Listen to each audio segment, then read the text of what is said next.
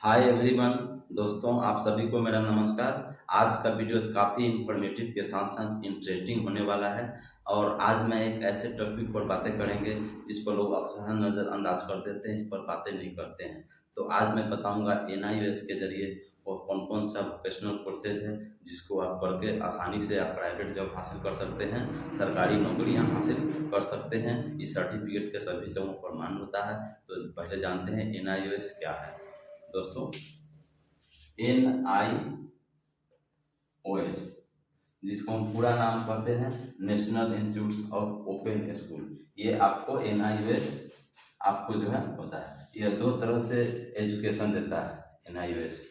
एक एजुकेशन देता है जो कि मैट्रिक, ये एजुकेशन देता है जो कि मैट्रिक,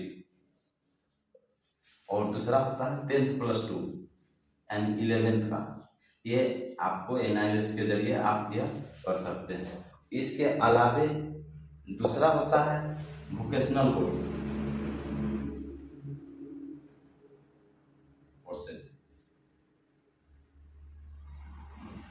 वोकेशनल कोर्सेज में कौन कौन सा कोर्सेज होता है इसको मैं आपको डिटेल से बताऊंगा। इसको पहले जानने से पहले हम बड़े NIOS के बारे में थोड़ा हम जान लें कि है तो क्या है। दोस्तों, NIOS भारत सरकार के द्वारा यह बोर्ड चलता है। चूंकि यह भारत सरकार के जो सांसद होते हैं, तो सांसद द्वारा पारित यह नेशनल बोर्ड होता है। इस सर्टिफिकेट का इंडिया के भी किसी भी जगहों पर इस सर्टिफिकेट के जरिए आप जॉब आसानी से हासिल कर सकते हैं, प्राइवेट जॉब हो या सरकारी जॉब हो।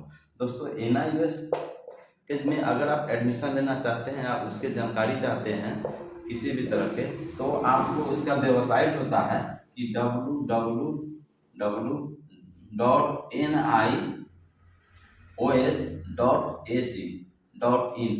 को वोकेशनल कोर्स पर सर्च आप करते हैं। इसको डाउनलोड करने के बाद इस वोकेशनल कोर्स को आप आसानी से जान पाएंगे, समझ पाएंगे। ठीक है, तो ये दूसरा बात है कि NIOS जो है आपको भारत के सभी राज्यों में इनके ब्रांचेज आपको आसानी से मिल जाएंगे।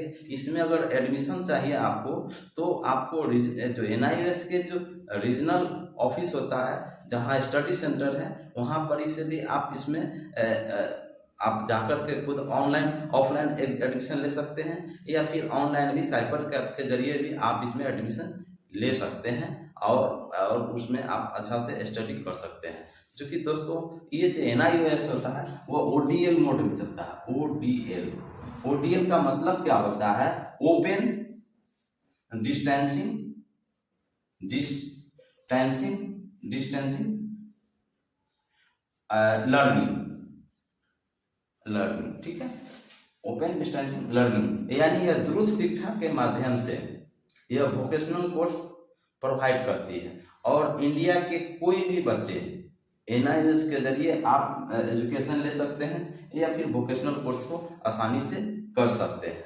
यह पिछले वीडियो में मैंने आपको बतलाया था। दोस्तों, इसके पहले और मैं बतला देता हूँ NIOS के जरिए। जो NIOS वैसे बच्चे जो स्कूल जाने से असक्षम हैं, नहीं जा पाते हैं, ठीक है, और अन्य कामों में आपसे जुड़े हुए हैं, तो वैसे बच्चों को NIOS ने आपको मैट्रिक कराती है, 11th कराती है। और जो अन्य कामों से जुड़े हुए रहते हैं, वैसे में NIOS उसको स्किल देने के लिए, बेहतर स्किल देने के लिए उसे वोकेशनल कोर्स कराती है, जिससे कि आप उस कोर्स को कर लेते हैं तो आपको कोर्स सर्टिफिकेट प्रदान होती है, और सर्टिफिकेट के आप एक अच्छे खासे प्राइवेट जॉब आपको मिल जाता है, और सरकारी नौकरियां आपको आसानी से मिल जाता है, या फिर निजी क्षेत्रों में आप खुद से आप उस कार्य को करते हैं। जैसा कि पिछले 2015-2016 में रिसेंटली हम बात करें कि बिहार गवर्नमेंट ने एक मुहिम चलाकर सभी सरकारी अस्पतालों से, जैसे रेफरल अस्पतालों से, ग्रामीण चिकित्सकों को CCH कोर्स कराए, जिसको हम सर्टिफिकेट इन कम्युनिटी हेल्थ कहते हैं। उसको कम्युनिटी हेल्थ वर्कर भी कहा जाता है, जिसको हम सामुदायिक स्वास्थ्य कर सकते हैं, जन स्वास्थ्य रक्षक कहते हैं। आज उसको बड़े सुशोभित नाम से, ग्रामीण चिकित्सक के नाम से लोग आज जाना जाते हैं। आज उनको ये है। तो मैंने पिछले वीडियो में CCH कोर्स के बारे में आपको मैं बतलाया था, लेकिन आज मैं आपको बतलाऊंगा CHD कोर्स के बारे में। ठीक है, तो CHD कोर्स के बारे में CHD। इसको CHD का मतलब क्या होता है?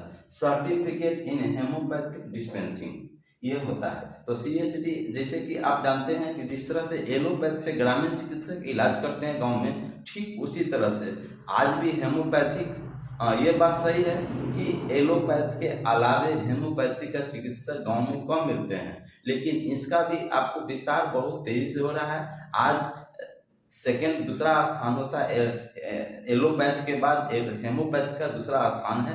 अपना पांव पसार रहे हैं, आयुर्वेदिक के चिकित्सक भी अपने हाल ही अपना पांव को पसार रहे हैं। अब देखेंगे कि हर सब चौराहों पर हर जगह BAMS आसानी से मिल जाते हैं, BHMS भी आसानी से आपको मिल जाते हैं।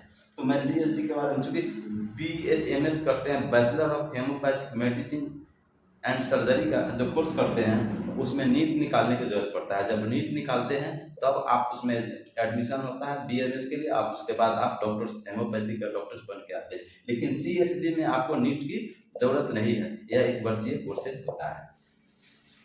तो ये जो है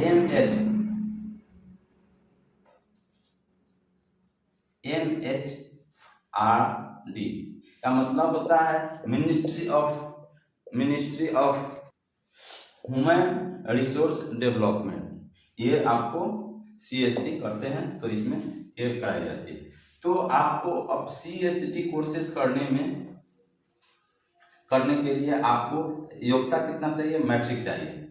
आप अगर मैट्रिक है तो CHD कोर्स NIS के जरिए आप कर सकते हैं। इसमें 1 साल का कोर्स होता है, 1 ईयर्स, ये 1 ईयर्स का कोर्स होता है। और इसमें जो जिसको हम ड्यूरेशन पीरियड कहते हैं। और दूसरा होता है इसमें पैसा क्या लगता है? तो 18,000 रुपया आपको कोर्स करने में आपको लगता है। एक्स्ट्रा के रूप में आपको 1,000 लग सकता है, 1,500 रुपया और भी आपको लग सकता है ये कोर्स। यह 2 बुकलेट आपको उपलब्ध कराती है, 2 बुकलेट उपलब्ध कराती है, जो कि पहला होता है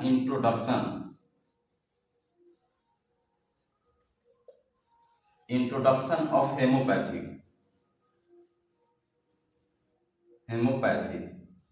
और दूसरा बुक जो होता है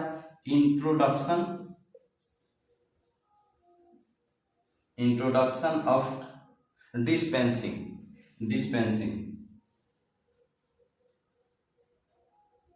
अब डिस्पेंसिंग के बारे में आपको बतलाते हैं। डिस्पेंसिंग का मतलब है कि जैसे उदाहरण के तौर पर समझ ले, जब आप हेमोपैथी डॉक्टर्स के पास, BHMS डॉक्टर के पास जब जाते हैं इलाज कराने के लिए, तो डॉक्टर आपका चेकअप करते हैं। चेकअप करने के दौरान दवाइयाँ प्रिस्क्रिप्शन बनाते हैं, दवाइयाँ लिखते हैं।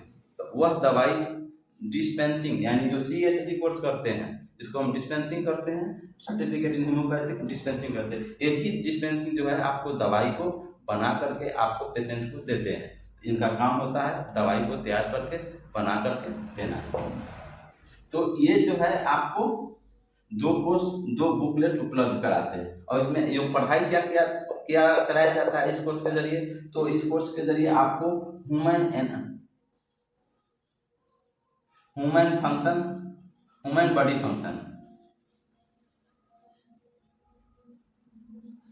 बॉडी फंक्शन के बारे में आपको बतलाया जाता है, ठीक है। और दूसरा होता है